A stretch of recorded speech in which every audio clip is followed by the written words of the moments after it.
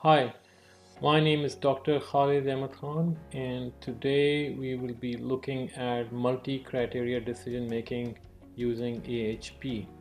So let's start by the agenda. So we will look at the decision making process. We'll look at the difference between single and multi-criteria decision making, and then we will get into something called analytical hierarchical process, how that works. And then to understand this process, we will go through a case study for using AHP to select a smartphone, uh, and then we'll look at some of the other applications of AHP that you could have in project management. And so let's start. Let's say if we look at the decision-making process, and you're given a choice between a kilogram of gold and a kilogram of silver. Obviously, it's easy, right? You're going to pick a kilogram of gold. There's only one feature that we really look at in this decision, and that's value. And we know that gold has more value, financial value, so it's an easy decision. It's single criteria, be easy to pick this one. What if you have a choice between having some asparagus or fries? We know one is asparagus is more healthy, fries are not that healthy, but I guess fries are more tasty. So depending on your, you know, uh, preferences, your food preferences, you might say, okay, I'll still have the fries. I know it's not healthy, but it's more tasty. So slightly more complex because you're not just considering the taste, but you also consider the health benefit of both products. Slightly more complex. How about color? Back in the 30s, when Ford came out with the Model T, so they used to have this famous line that you can have any color so long as it's black. So if you ordered a Model T, it's an easy decision. The decision was whether you want to buy it or not. So so there are no features to select from. But let's say if you go and buy a car today, you have to pick a color, and there's several colors. If you look at the color spectrum over here, you might say I like maybe green, and then you go and look for a car. So if you look at this choice of cars, green, well, they have different choices. They don't necessarily have all the rainbow colors, and maybe your color is not exactly there, but the choice that you're going to make is still a single feature because everything else is the same. The price, features, everything is the same. The only difference is the color. So you have to see which is the color that you like the best, and it's still a decision that is easy to make because it has a single criteria. This becomes a little more difficult when you're given a choice between two different cars. So on your left side you have a Toyota Corolla, on the right side you have a City. And obviously these cars are not exactly the same. You might start comparing them. If to compare them, you will identify features. For instance, you might look at the design, the aesthetics, the fuel economy. You might look at the interior, you look at the resale value. So now you have a decision that has multiple features that you need to compare somehow. And the same is true with today's smartphones. If you look at smartphones, there could be lots of different criteria for picking a smartphone. And as we go forward, we are actually going to do a case study on how to pick one. Same thing with if you are a project manager and you're trying to build something and you want to pick a contractor. Again, it's not a very simple, it's not just about price. It would be a whole bunch of things like capability, previous experience, how much equipment do they have available. So there are a lot of things and you have to weigh all of them. So this again is a multi-criteria decision. Now, we're generally good at making this quick decisions, and quick decisions are impulsive, which have few criteria. For instance, what we saw earlier, we have a dominating criteria like value when we were looking at gold and silver. We have just color when we were picking the same model car but different colors, or taste. Um, we're also good at doing quick decision making when we have fewer options available. But and we're generally good at comparing two things at a time. We're not so good when we're comparing five things or more, or four things. It gets more complicated, and that's what makes decision making problematic when you are taking decision where you have a lot of features. So a feature can be anything. So earlier we talked about car, and we said features could be mileage, could be design, resale value, interior layout, whether it has navigation or not. So all these are features, and choices are the products that are offering those features. So if you have not just one car, two cars to compare, but you have maybe 4 or 5 different models of cars to compare, it gets difficult. So that's when you really need multi-criteria decision making. So you have a lot of features, and you have a lot of different products available which have these features. Okay.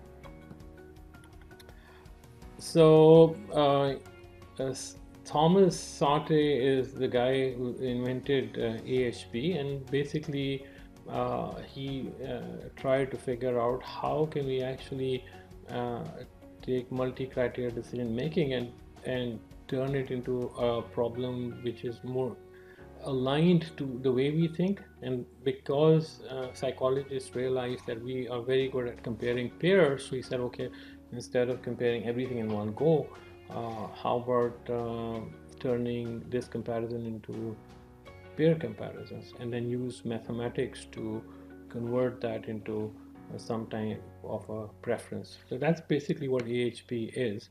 And there are 3 steps to a AHP. So the first step is that you need to look at the decision criteria. So what are the things that you're going to consider? If you are comparing, let's say, you're comparing multiple products, what features should you look at? So it could really depend. So for instance, if it was a phone, it could be battery life, it could be camera quality, it could be screen size. So all of these are features. So step 1 is that you list out the features that are important to you. And the step 2 is then you can go to make a list of all the products that offer these features, and then start assigning some values for each product. So for instance, the camera is really great, you might give it a 10. If the camera on a particular phone is just okay, you might give it a 7. We'll see that in an example. And the last step is that you take the so you compute a preference, a set of preferences, weightages for your preferences. So, and you multiply them with the scores that you've given to each product, and you come up with the final score. And the best score would be the product that's most suitable for you. Let's see how that works.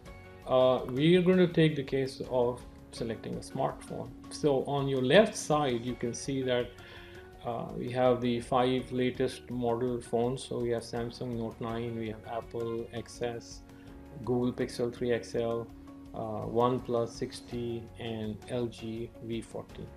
So these are all top of the line phones from 5 different companies. On the right side, you notice that we identified 5 criteria that we're going to use for taking this decision. So it's design, the number of features it offers, the performance of the phone, how responsive it is, how fast is it, the quality of the camera, and then the 5th one is battery. So these are the 5 criteria that we will look at. Notice at the bottom I have price. Price is not a feature, and I'll explain that later, that we will look at price independently at the end. So how does it start? The first step that in this process is going to be creating the preference vector, and to do the preference vector we take each one of the 5 features and we compare these features with each other. So the first step in pairwise comparison is to create the number of pairs, and so we have to first know how many pairs to create, and that depends on how many features we have. So if you look at this formula, n into n minus 1 over 2, this lets us calculate the unique pairs. So in our case, the number of features that we're looking at, or the criteria we're looking at, is 5, and that gives us a value of 5 into 5 minus 1 over 2. That gives us 10. So we have 10 unique pairs.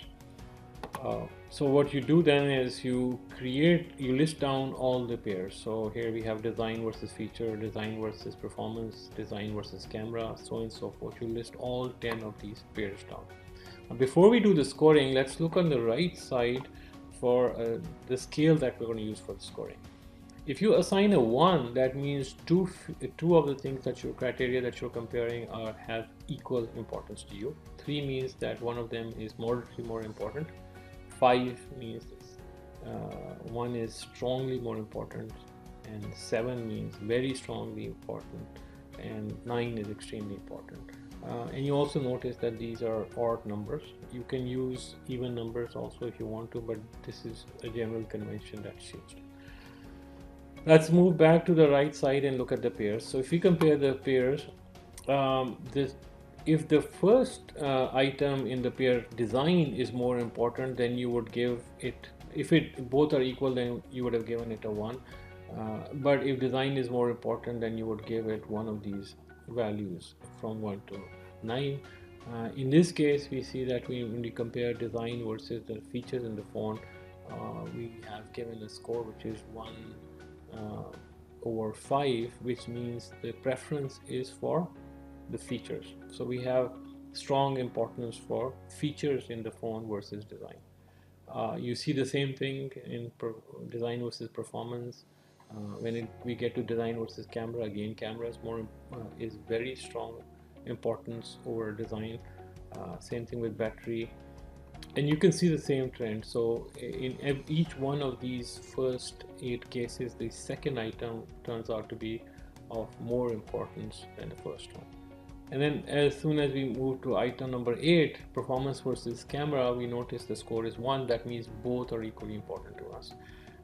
The next one is performance versus battery, and here performance has moderate importance over battery.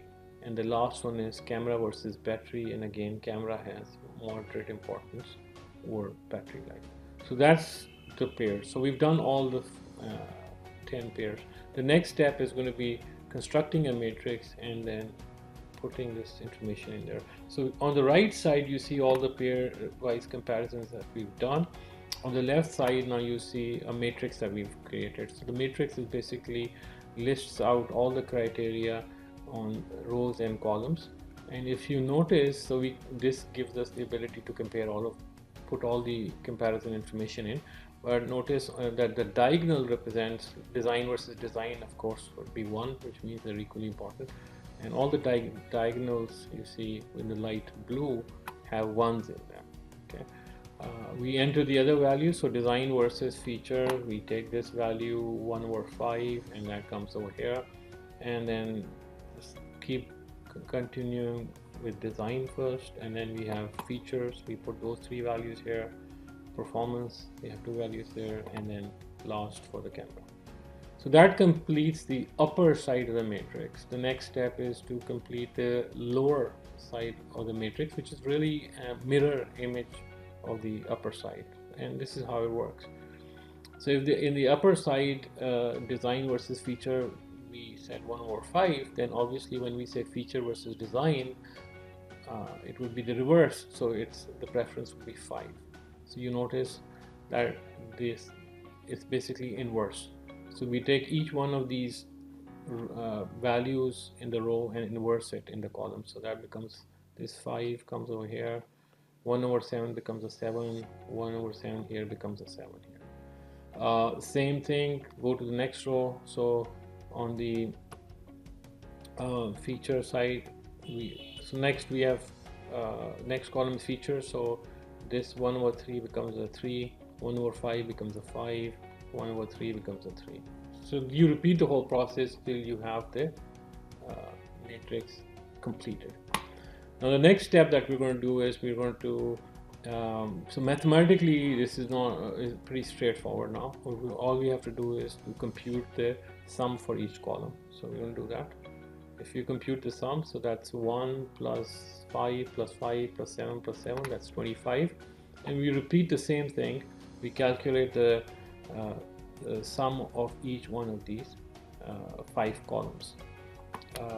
Next, what we're going to do is something called normalization within the column. So it's a difficult sounding word, but it's pretty straightforward. All you're doing is you take the original value in each cell of the column and divide it by the sum that you've calculated. So the first one would become 1 over 25, the next is 5 over 25, 5 over 25 again, the camera is 7 over 25, so each one of them, and the last one is 25 over 25, which becomes a 1.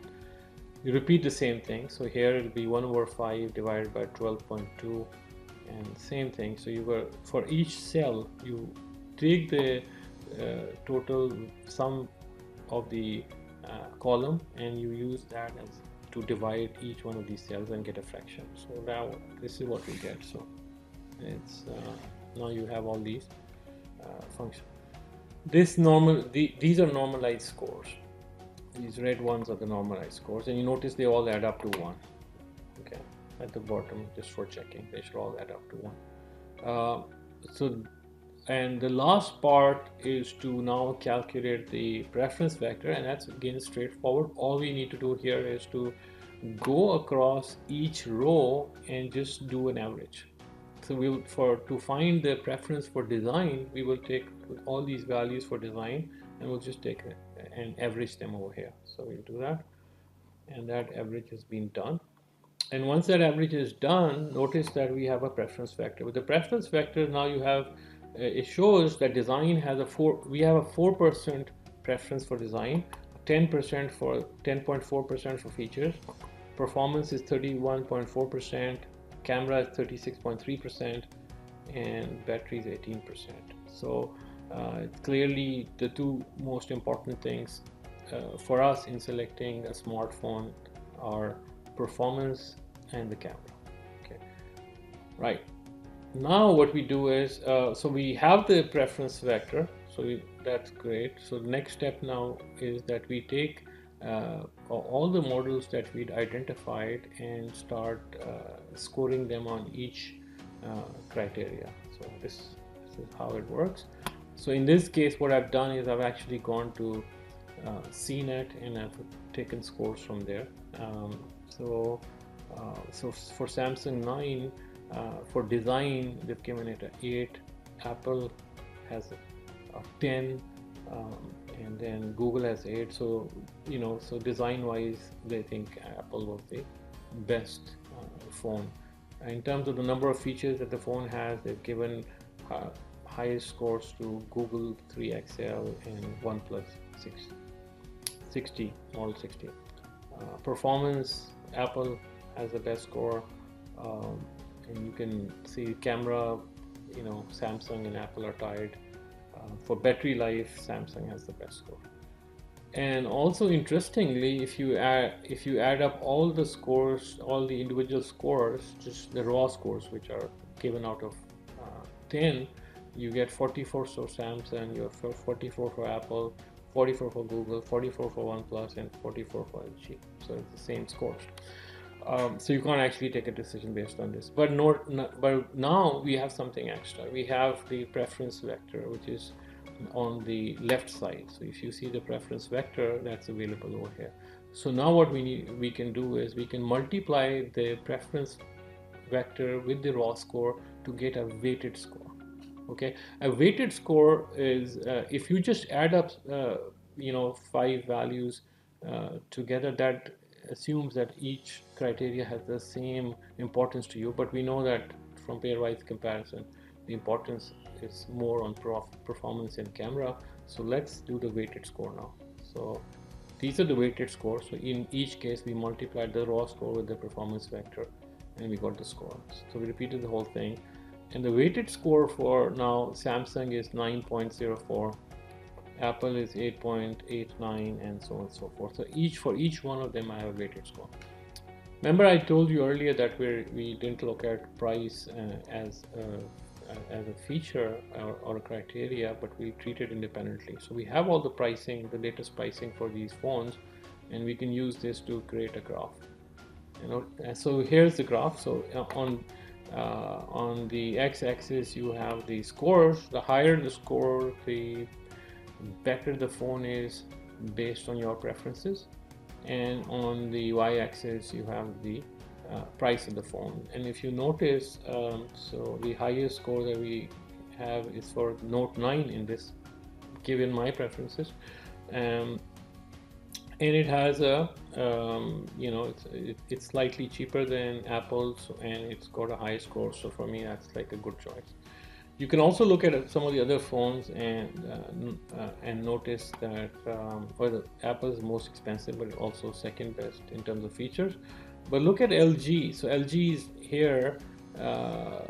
The price is higher than Note 9, but if you notice that in terms of feature, it's worse than Google Pixel, and it's it's not in a place where it's not in a very happy place in terms of my set of preferences. So any phone that would be on this diagonal would probably be interesting, because if I was trying to buy something cheaper, then I would try to buy something cheaper which would still had a decent enough score. So that way this graph is interesting. You don't have to go and pick up the the best. You might say, well, look, I want to do a compromise between price and score, and this graph can help you do something like this. So that's basically AHP, how AHP is done. So I have a link in in this video in the comment section, which tells you one more thing that you need to do with AHP, and that is to calculate the consistency index. You want to, that shows you whether the comparison that you did are consistent and are usable or not. So that's a separate video you can go and watch. Finally, if you look back, so coming back to how AHP can be used in project management, well, obviously obvious areas are multi-criteria project selection for portfolios. When you're selecting a project, it's not just one particular attribute, there could be several attributes. You could use your preference vectors to find out the strategic alignment of your portfolio. So if you have tens of projects or hundreds of projects, you want to figure out how aligned they are to your strategy. It's another way of, you could use AHP for that. Within project management, there's some interesting applications. So obviously strategic management would be one where you have multiple success factors and or multiple success criteria, and you might use AHP to set your preferences of what you want to focus more on. So if you use AHP to set your preferences for success criteria, then you could go and identify which success factors are the most important for you, and then structure your project strategy accordingly. In terms of procurement, obviously there are things like it's super useful for pre-qualification, figuring out what weightages to use for different things, tender evaluation, consultant selection. In risk management, it's used for, you can use it for using for mitigation strategies, for identifying alternates during the mitigation process. It can also be used for competence models. So let's say you're creating a competence model for your project manager, for your teams, for your PMO. AHP can be used for you to set the preferences that you want for different criteria, and then based on these preferences go and put emphasis on different competencies that are available. So it's a huge it's a benefit to use AHP in projects, and I hope that you will use this video to try and make some use of it.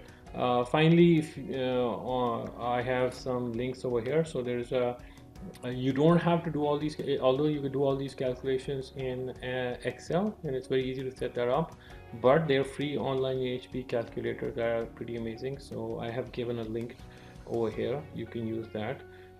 There's also a video that I referred earlier, which is for finding AHP consistency, and that video is also, so the link for that video is over here. So my suggestion to you would be to, after you go through this, go to the AHP online calculator and try a couple of scenarios up and see how best you can use this. Okay, thank you.